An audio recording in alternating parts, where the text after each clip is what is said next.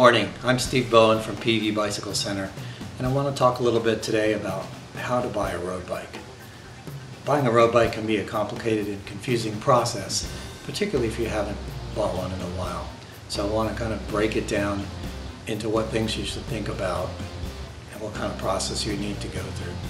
First of all, the most important thing is to think about how you're going to use the bike, and not just how you might use it right now, but you want to allow yourself to dream a little bit about what you'd really like to do with the bike if you get into it.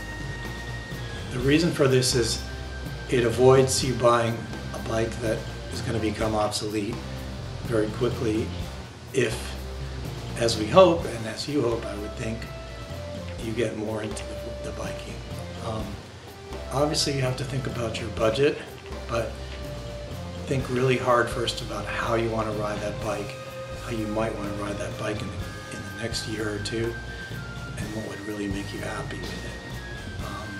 Then take a look at your budget, and I always advise people not necessarily to set a hard cap on it, but give yourself a range.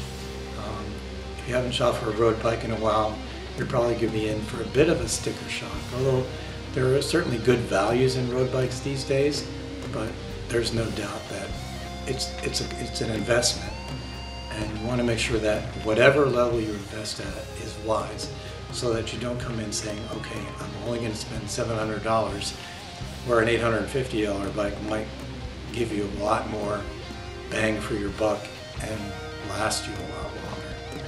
So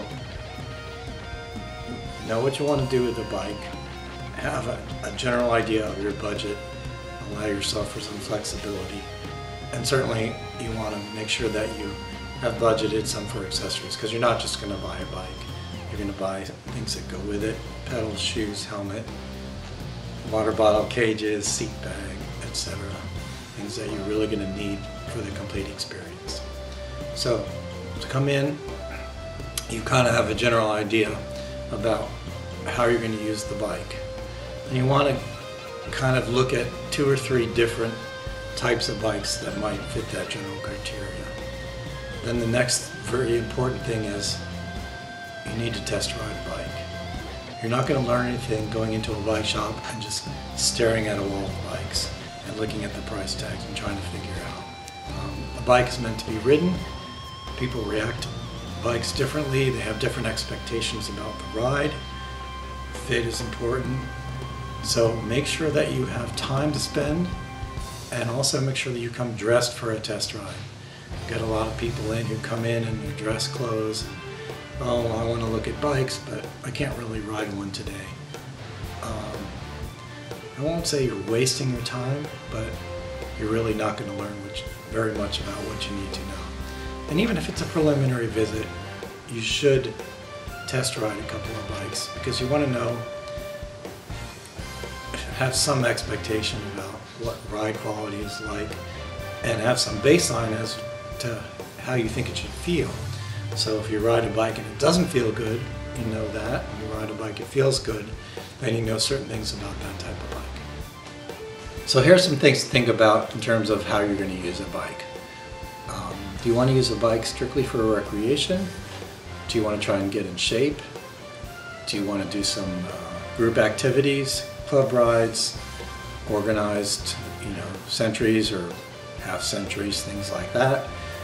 Do you want to actually do some kind of competitions, whether it be triathlons or some beginning racing? You want to do some endurance riding, or you might do a multi-day tour, or you might do like a really long one-day ride, a century, a double century, something like that.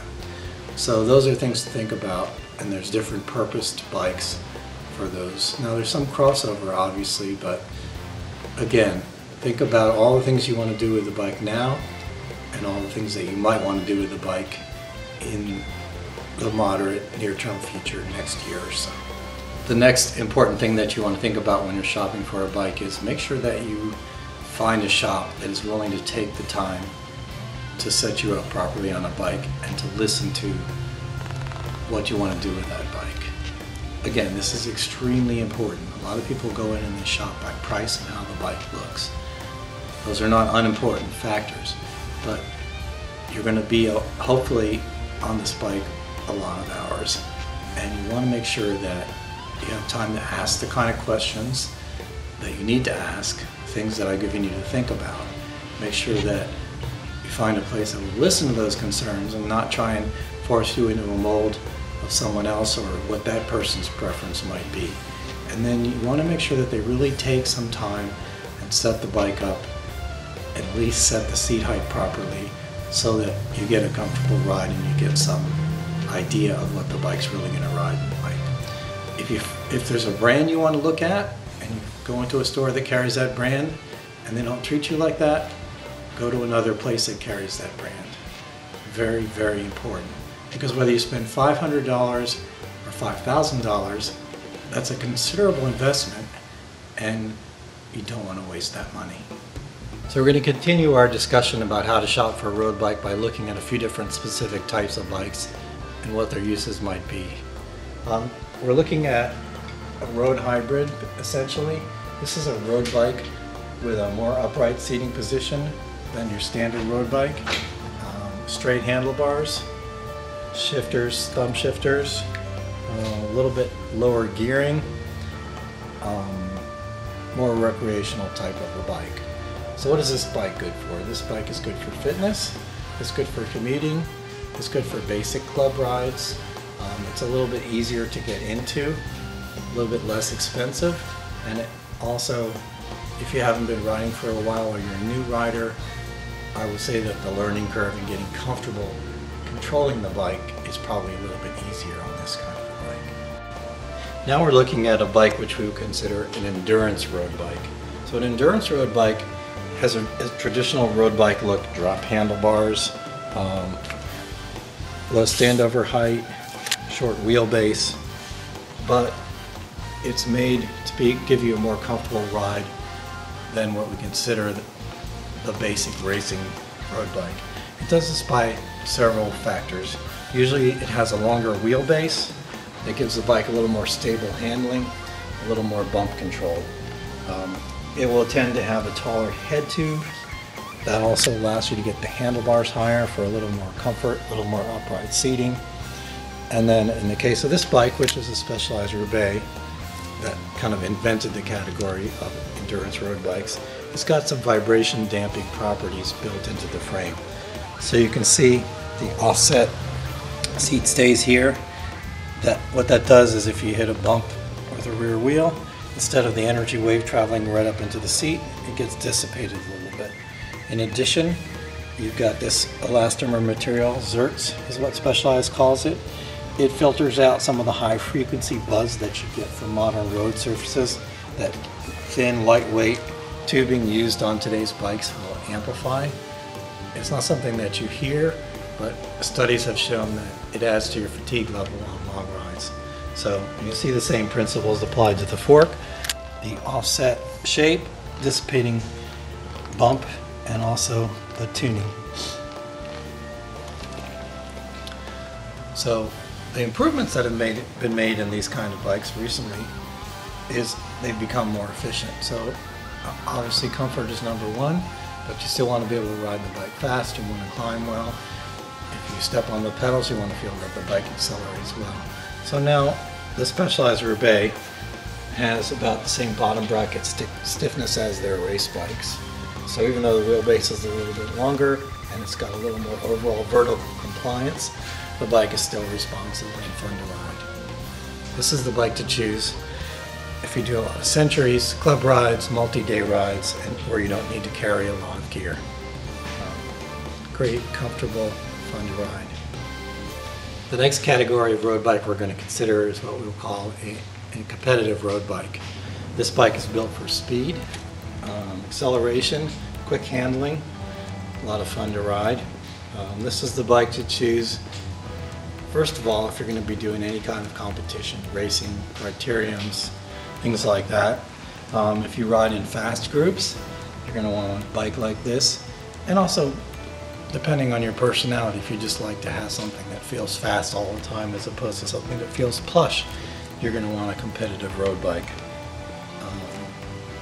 Compared to the endurance road bike that we looked at earlier, this bike has a shorter wheelbase. It means a closer distance between the wheels.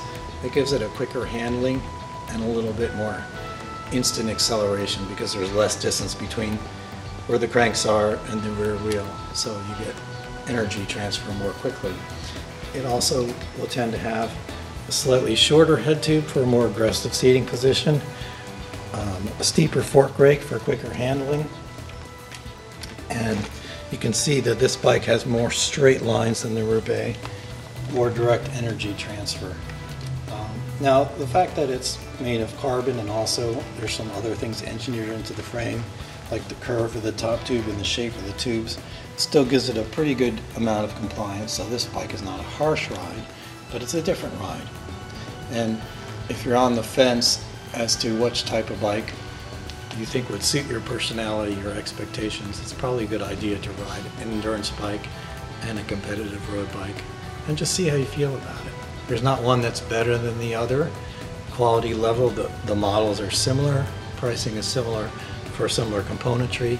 It's just a different feel, different ride, different personality. So far in our survey of how to buy a road bike and road bike types, we've looked at 3 different types of bikes. We've looked at a road hybrid, we've looked at an endurance road bike, we've looked at a competitive road bike. Now we're looking at the 4th mainstream category of road bikes. This is a time trial bike or a triathlon bike.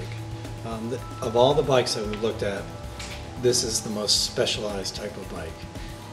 Basically, the bikes are designed to go fast by cheating the wind. So everything on the bike is designed both for the bike itself and the body position it puts you in to present the least resistance to the wind. And the bikes are differently, you ride them differently in that instead of being on hoods or in drop bars here, you're usually out in an aero position like this. This gives you a flatter back and a lower wind profile.